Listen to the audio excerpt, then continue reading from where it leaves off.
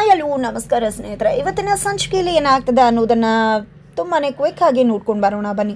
ಇಲ್ಲಿ ಭಾಗ್ಯಗೆ ಆದಿ ಇವತ್ತು ಯಾವುದೇ ರೀತಿ ಕೆಲಸ ಮಾಡೋದಕ್ಕೆ ಬಿಡ್ತಿಲ್ಲ. ಭಾಗ್ಯ ಕೇಳಿದಾಗ ಇವತ್ತು ರಜೆ ಕೊಟ್ಟಿದ್ದಾರೆ. ಆದಿನೇ ಅಡುಗೆ ಮನೇಲಿ ನಿಂತ್ಕೊಂಡು ಪ್ರತಿ ಕೆಲಸನೂ ಕೂಡ ಮಾಡ್ತಿದ್ದಾರೆ. ಮಕ್ಕಳಿಗೆ ಊಟದ ಬಾಕ್ಸನ್ನು ಕ್ಯಾರಿಯರ್ನ ಕೂಡ ಅವರೇ ಕೊಟ್ಟು ಕಳಿಸ್ತಾರೆ. ಈ ಕಡೆ ಭಾಗ್ಯ ಬೇಡ ಅಂದರೂ ಕೂಡ ಆದಿ ಕೇಳ್ತಾ ಇಲ್ಲ. ಕುಸುಮ ಅವರ ಹೆಲ್ಪ್ ತಗೊಂಡು ಎಲ್ಲ ಅಡುಗೆನ ಮಾಡ್ತಿದ್ದಾರೆ. ಈ ಕಡೆ ಸುನಂದ್ ಅವ್ರು ಬಂದರೂ ಕೂಡ ಇಲ್ಲಿ ಕುಸುಮ ಮತ್ತು ಆದಿ ಸುನಂದ್ ಅವ್ರನ್ನ ಕೂಡ ಕಳಿಸ್ಬಿಡ್ತಾರೆ. ಈ ಕಡೆ ಭಾಗ್ಯಗೆ ಕೂತು ಸಾಕಾಗತ್ತೆ. ರೇಷ್ಮೆ ಸೀರೆ ಉಟ್ಕೊಂಡು ರೆಡಿ ಆಗಿದ್ದಾರೆ ಆದಿ ಹೇಳಿದಾಗೆ.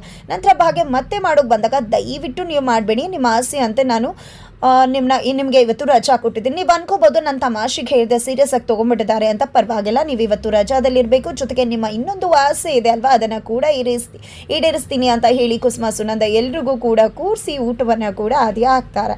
ಇತ್ತ ಕಡೆ ತಾಂಡವ್ ಶ್ರೇಷ್ಠ ಇಬ್ಬರು ಕೂಡ ತಮ್ಮ ಫೇಕ್ ಡಾಕ್ಯುಮೆಂಟ್ಸನ್ನು ಕ್ರಿಯೇಟ್ ಮಾಡಿ ಆ ಒಂದು ಮನೆ ಡಾಕ್ಯುಮೆಂಟ್ಸ್ ಫೇಕ್ ಆಗಿ ಕ್ರಿಯೇಟ್ ಮಾಡಿ ಮನೆ ಮಾರಾಟ ಮಾಡೋದಕ್ಕೆ ಮುಂದಾಗ್ತಿದ್ದಾರೆ. ಈ ಕಡೆ ತಾಂಡವ್ ಎಷ್ಟು ಹೇಳಿದ್ರು ಕೂಡ ಶ್ರೇಷ್ಠ ಕೇಳೋದಿಲ್ಲ. ಬ್ರೋಕರ್ ಮುಖಾಂತರ ಫೇಕ್ ಡಾಕ್ಯುಮೆಂಟ್ಸ್ನ ಕ್ರಿಯೇಟ್ ಮಾಡಿದ್ದಾರೆ.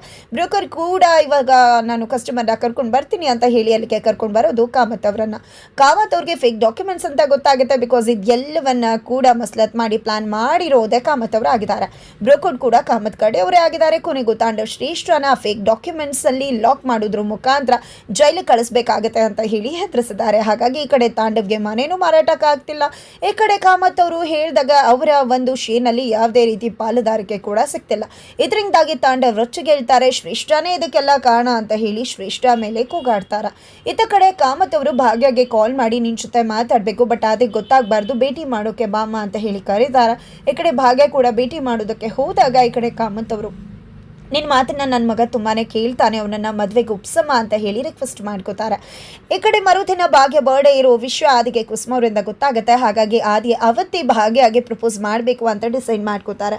ಡಿಸೈಡ್ ಮಾಡ್ಕೊಂಡಿದ್ದ ಭಾಗ್ಯ ಆಸೆಯಂತೆ ಭಾಗ್ಯನ ಬಿಟ್ಟದ ಮೇಲೆ ಕರ್ಕೊಂಡು ಹೋಗಿ ಅಲ್ಲಿ ಪ್ರಪೋಸ್ ಮಾಡೋಕೆ ಮುಂದಾಗ್ತದಾಗೆ ತಾಂಡವ್ ಬಂದು ಭಾಗ್ಯ ಕಾಲನ್ನ ಇಟ್ಕೊಂಡು ನನ್ನನ್ನು ಕ್ಷಮಿಸ್ಬಿಡು ಅಂತ ಕೇಳ್ಕೊತಿದ್ದಾರೆ. ಇದರಿಂದ ತಾಂಡವ್ನ ಯಾವ ಹುನ್ನಾರ ಇದೆ ಅಂತ ಗೊತ್ತಿಲ್ಲ. ಆದರೆ ಇಲ್ಲಿ ಭಾಗ್ಯ ತಾಂಡವ್ನ ಆಯ್ಕೆ ಮಾಡ್ಕೋತಾರೋ ಅಥವಾ ಆದಿನ ಆಯ್ಕೆ ಮಾಡ್ಕೋತಾರೋ ಅನ್ನೋದನ್ನ ಕಾದು ನೋಡಬೇಕಾಗಿದೆ.